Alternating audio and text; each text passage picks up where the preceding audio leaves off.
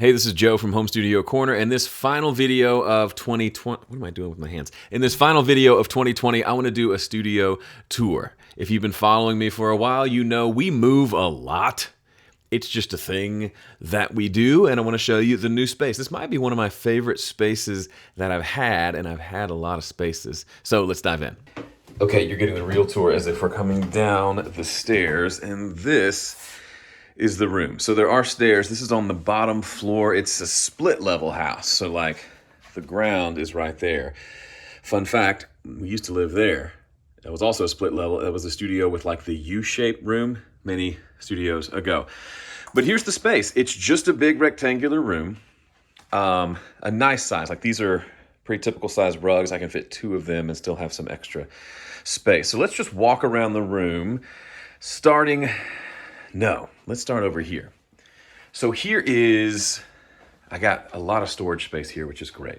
First, this is the guitar and mic. Can't open the closet. Guitar cases there, mics and other things here.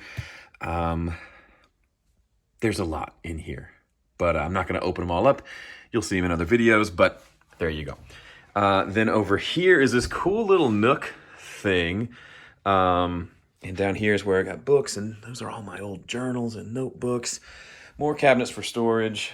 This is a Vox AC4. That's a Fender Deluxe Reverb. This is one of my favorite areas. This is my pencil corner. Home studio corner, pencil. I'm a pencil nerd. So as you can see, and this is where I put all the little stubs. This is my stub jar. Anyway, this is something that I'm proud of. Oh, look, hi. Getting Home Studio Corner to 100,000 subscribers, which happened earlier this year. Short scale bass. This is just a weird little closet for stands and cables and basket full of guitar pedals.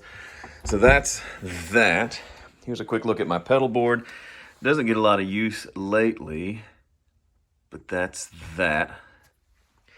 The blue couch still lives, which is great.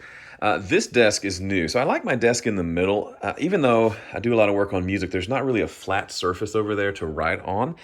And since I love to write and pencils and journaling and all that, I like having a desk for that. This desk I got at Target. Check it out. It has USB charging. Look, there's a pencil in here. It has USB charging port in this little, I think that's pretty neat, with an accompanying lamp. So it just has a cool vibe. And over here is my keyboard. This is like a 12-year-old Yamaha Motif ES8, I believe, or just regular 8. I only use it as a controller now, but it's weighted keyboard, weighted hammer action, and I use the USB out that runs on a long USB cable over there as a MIDI controller. Guitars, these are most of my guitars.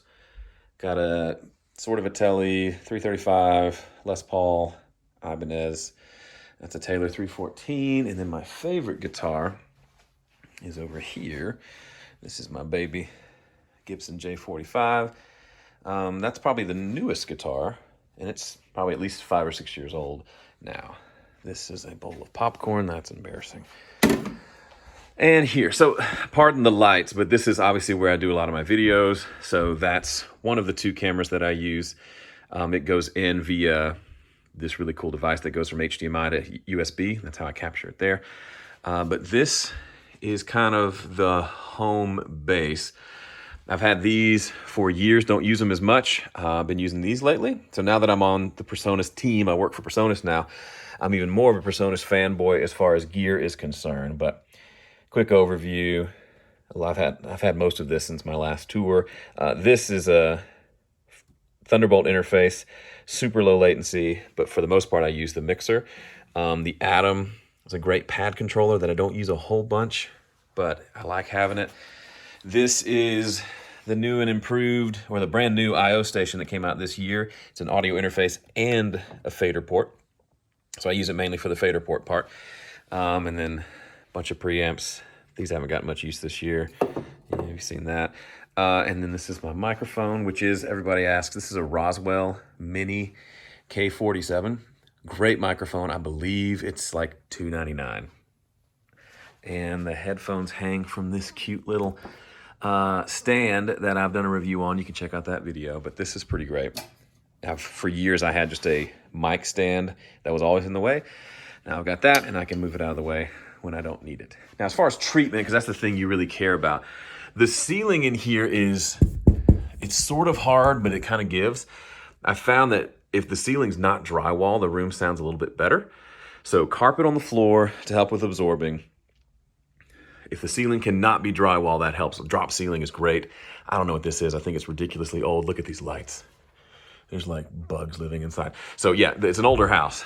But for treatment, I've got, this is just a big bass trap in the corner, and I've got two of them. There's one over there, there's one over here. I've had these for years. It's just a wooden frame that's fairly thick, filled with insulation, covered with cloth, and it'll fall over if that printer doesn't hold it up. Then I've got another one here that used to be a gobo with wheels, but the wheels broke, so now I just lean it up against this window, and I lean the other one over here. It still has its wheels, so I can wheel these around. If I want to record out here, sitting in this area, I can wheel that gobo out, but when I'm not doing that, it stays on the side. So when I'm mixing, really, the bass traps are great to have, but the biggest important piece is just this, having two sets of really nice absorption on the outside of your mixing position. If you can have some behind it, that's great. Some above is great, but some to the sides is the first place you want to do it. And then you want to kind of get, so that gets the side to side reflections, then you want to get the front to back. So I don't have any here, so you might think, Joe, you're a total hypocrite. That's because they're all there. You may have seen this when I was showing you my pencil shrine, but these are three of those panels. They're a little less thick, but I just put all three there to kind of act as just a corner of absorption. So when the sound comes out of my speakers, flies over here, it gets absorbed and spread out and doesn't come back to me. That's the idea. As you can hear, there's still a little bit of liveness to the room because we still have a lot of exposed walls here and here. Ideally, I'd probably put some treatment up there, but I really don't care. I think the mix position is nice and dry, which also is where I do a lot of my recording. Vocals and guitar happen right here, so I don't really feel the need to treat everything else. I kind of like it just being like it is, and I'm lazy and don't want to do anything else. All right, that wraps up the studio tour and 2020. Thanks so much for watching. If you haven't subscribed, what am I doing with my hands today? I can't. If you haven't, sit on my hands. If you haven't subscribed yet, please do so, and I'll see you next year. I'm excited to make some music in 2021. Okay.